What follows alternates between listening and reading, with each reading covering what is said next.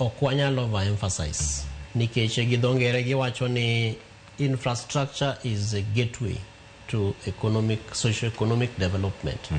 Tinyalo paro kata mana ndalo moko kane ogai mar ODM Mheshimiwa Raila Amolo Odinga ma baba wa kane pile ko campaign ga mar mondo bed jatelo mar Kenya, to jawacho ga infrastructure.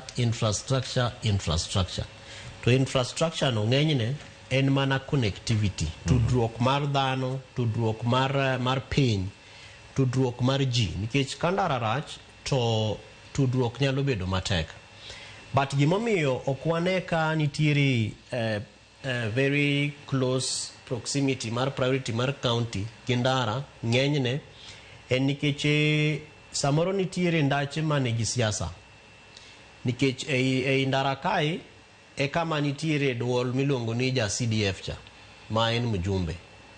Ei ndara kai ema nitiere duol mar jatelo milongo ni MCA. Igimo bodwa ni mondo time through programs ma obende entiere godo gi omenda moyudo. Ei ndara kai e kama bende nitiere governor, gilange, CEC, chief officer, CCM, waziri gi directors mantie kanyo. Koro yudo ka samoro gimomiyo priority mar ndara ni ok mijingo kabisa en nikech samoro governor nyalo imagine ni en resources kata en omenda ma do tiyo godo e timo gimoro mopogre. Koro imagine ni kanitiere ndache mopogre to mjumbe ng'eni nitiere en gi ndache kaka Rarieda kacha nitiere Uyoma, nitie ndara mawuok Nyabera ka go tung' nyaka Luanda Kotieno. Okale dho etok dalawa kamae to en ndara maduong' kabisa nikech jogo madhi kata mana Mbita madwa ni mondo kaw feri kanye kama giluwo kagi Abondo, kagi Siaya, kagi kata mana Ugenya, Ugunja kuonde ka.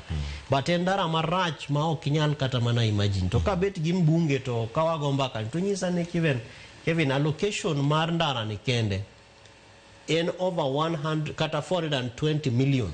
To nyisa ni mano pesa ma wanyalo loso godo upgrading other roads. Koro neno ka already priority osewuok e ndara maduong' moripo bedni konyo mar mondo kata county yud revenue mare kata mana mar mondo gik moko madongo timre e county.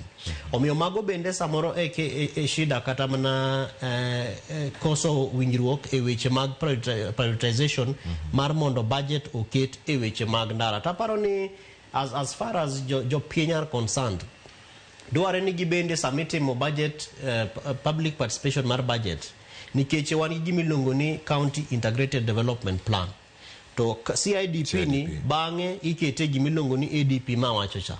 To ng'eni sani katiba marwa omiyo japiny jingo kabisa e gimo wacho mar mondo gima japiny dware ni mondo omi emphasis. Omiyo sama ji dhi public participation to dware ni mondo giket jingo kendo gi over advocate kabisa mar mondo ndara olos. Nikech kaka ne wawacho mokwongo, counties mosemiyo ma inu weche mag ndara kaka mag Kisii, kaka mag Nyamira, inyalo imagine kata mana some of us ma samoro dhi dala ni nyaka wakaw wawuok ka to wadhi Suswa, wadonjo nyaka Narok, mwalu nyaka Kisii, mukore ka wadok ni wadhi luwo Sondu etc. Mana nikech weche mag ndara. To en nikech ndara samoro kotho chwe orach, samoro bende ji otuomre en ndara matin, kaka koro nyalo nikech koro ndaro lorre. To koro jogo moseketo priority margi e ndara, to gin bende gi benefit nikech roads bende is part of revenue stream kata revenue on source revenue. Koro samukale e counties gi to bende nitiere pesa ma especially kitingo goods to nitiere pesa miwene gi kanyo. Omiyo ka counties wa makaluo can also begin to think and innovate ni post 2025-2026 budget wadwa ni mondo wa identify priorities wa mopogre gi gigo ma wasemiyo maino nikech king'iyo kaka mar health weche mag thieth ok nyal bet ni overtime wa over budget e thieth but pogruok ok ne kito kinyal gero hospital every day unless jinyuolre to wards bende bedo increased then iketo base mar infrastructural development mar health. But ndara en gima biro bet kata mana ka imedo counties kata yar wards kata timango ndara en gima dhi bet kendo engagement mar ji goods gin gigo ma ji biro tingo kendo gibro wuok from one place to the other. Safari en gima ok nyal tamo ng'ato wuoth, omiyo ka ji dwa ni mondo giwuoth from one area to the other, ka dwa ni mondo awuog Busia adhi Kisumu ang'ati mana gi ndara.